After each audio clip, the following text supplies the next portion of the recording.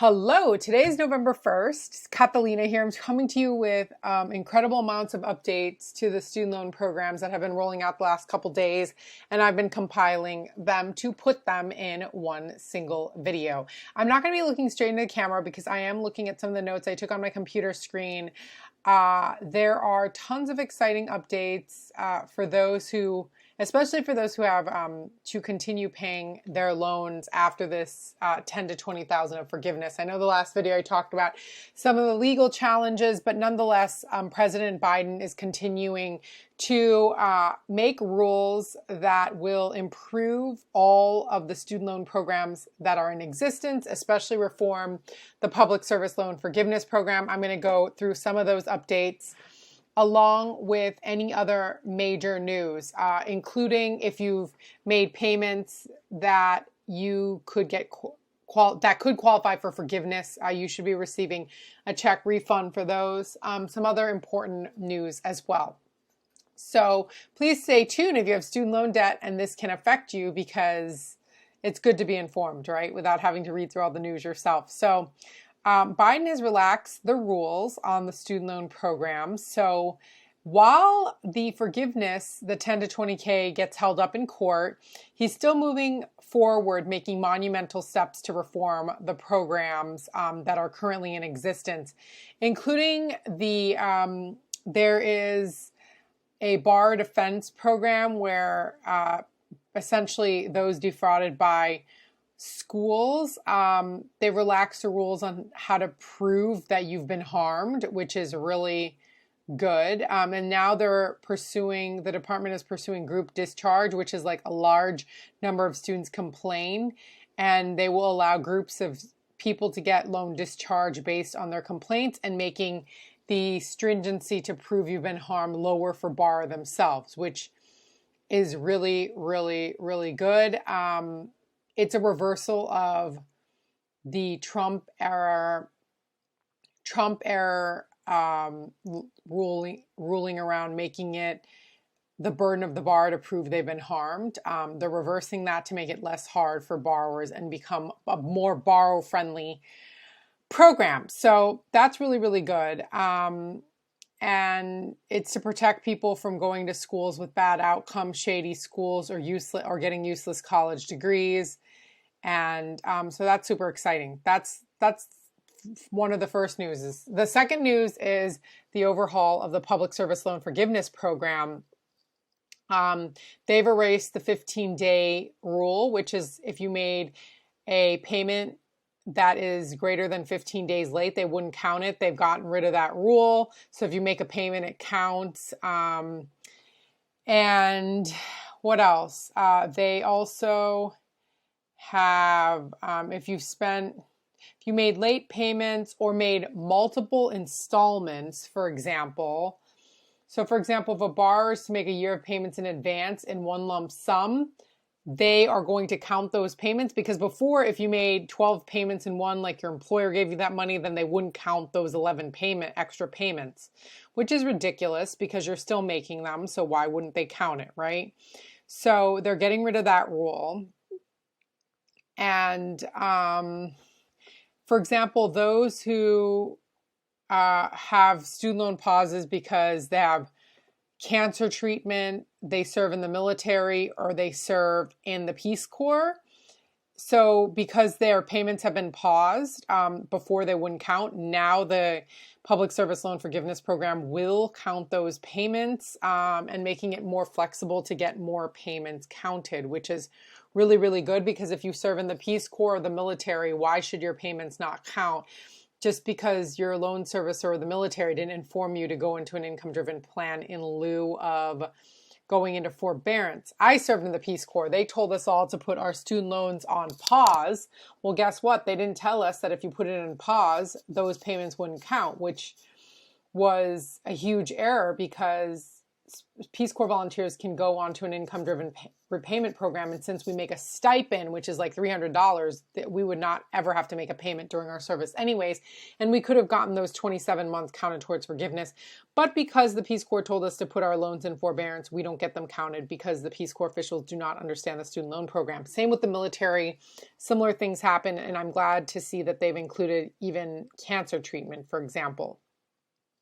So I'm really, really excited about that program update because that's going to allow people who do service for our country, like the Peace Corps, the military, and AmeriCorps, to get the time they're not paying counted. So I'm really happy about that. And of course, the Biden administration is also going to make it easier for those who have disabilities to apply for forgiveness and relief.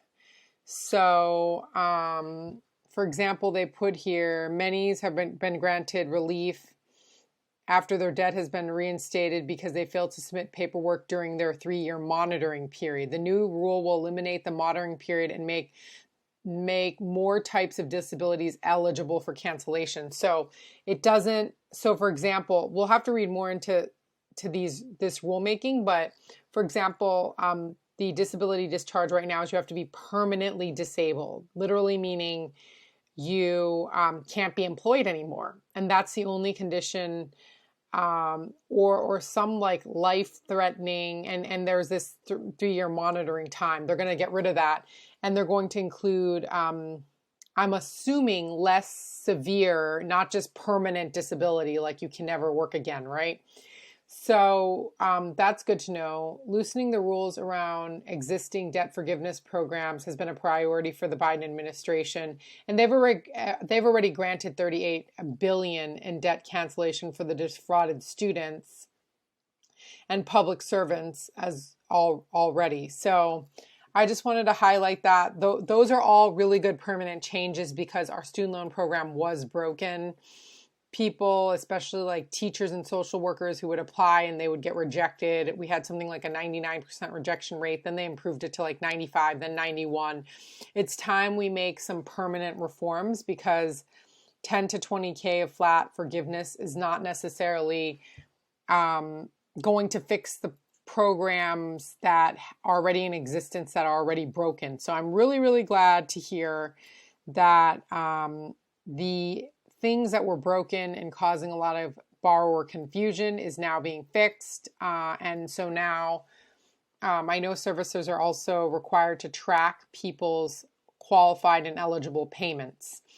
One other update I wanted to mention as well is that not just was, by the way, yesterday was the last day to apply for the PSLF, the temporary expanded relief, but there's also income-driven repayment plan waiver, which means that if you have made late payments or went into forbearance and you're trying to get loan forgiveness through the income-driven repayment programs, they will also increase the number of payments to count for those on the income-driven repayment programs.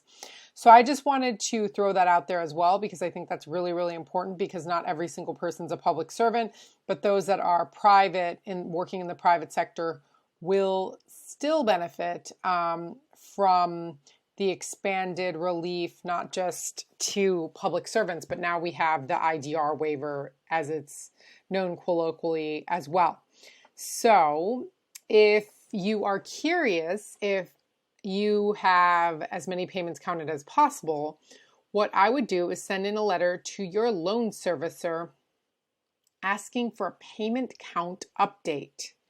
We happen to have that template here at LoanSense. If you have need any assistance or have any questions, please do come see us because for every extra payment you get counted, that is one extra payment you do not have to make. So it's really important to not just ask your servicer on what the updated payment is so you can start to closely track it, but for you to go back and count as well how many payments you have made. And considering the new program rules, seeing even if you were in forbearance, to make sure they are counting those payments so that you can reduce the number of remaining payments you have to make in the event that the $10,000 to $20,000 of relief does not cover all the loans that you have outstanding, okay? So that is really important to do. That is my piece of advice for individuals who have more time to pay. Making sure, if you are on the income-driven repayment plan, to make sure to maximize the amount of payments that are actually counted towards forgiveness, okay? That's a pro tip. I didn't even start the video introduction talking about my giving pro tips, but I feel like I generally give pro tips throughout my videos. Let's see some other major updates. I'm scrolling some pages here. Give me a second. Let's see.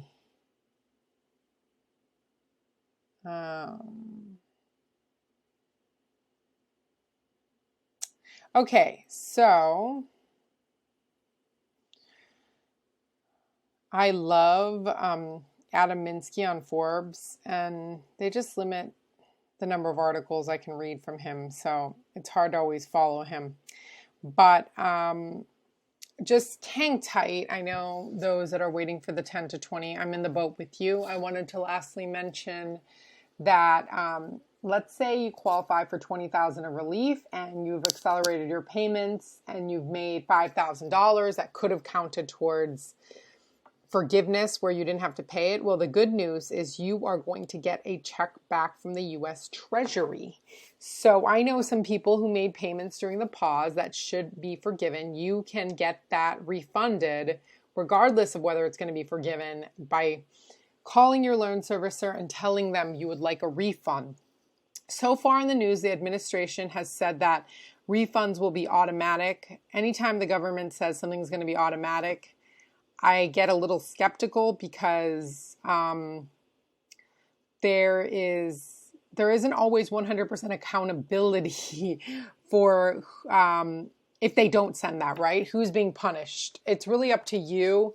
If you want $5,000 back, even if you have to repay it, you need to call your servicer. If you are eligible and qualify for $5,000 of relief as part of your 10 to 20 and you repaid it during this payment pause, you qualify to get that back. So it is up to you to make sure you get that back. And when we get more detailed timelines around when that's supposed to be automatically paid back, I will let you all know. But in the meantime, if you do want a refund, I would call up your loan servicer and ask them for a refund. They may do this really weird thing because we've helped quite a few borrowers get refunds. You'll spend quite a bit of time on the phone, so make sure you have time to sit on the phone literally for 30 minutes to 1 hour. I'm not kidding you. Where they will like read back every single payment you've made that you would like to be refunded. It's kind of tedious, but money, every dime counts if you want it back. So if you want it back, it's worth doing. I would make time to make that call. Let us know if you have any additional questions. We did have some questions be thrown out on the channel around capitalizing interest on the new income-driven repayment program. We do have various other questions being asked in the comments. I will make videos around that when it becomes more evident what those rules are.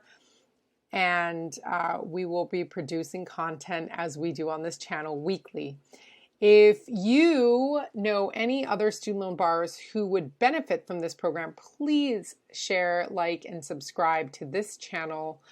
95% of people that watch my videos are not subscribed, and it will help us greatly. So please subscribe, please share, please like this content if you like it, and we cannot wait to come to you again next week. Have a great rest of your first week of November.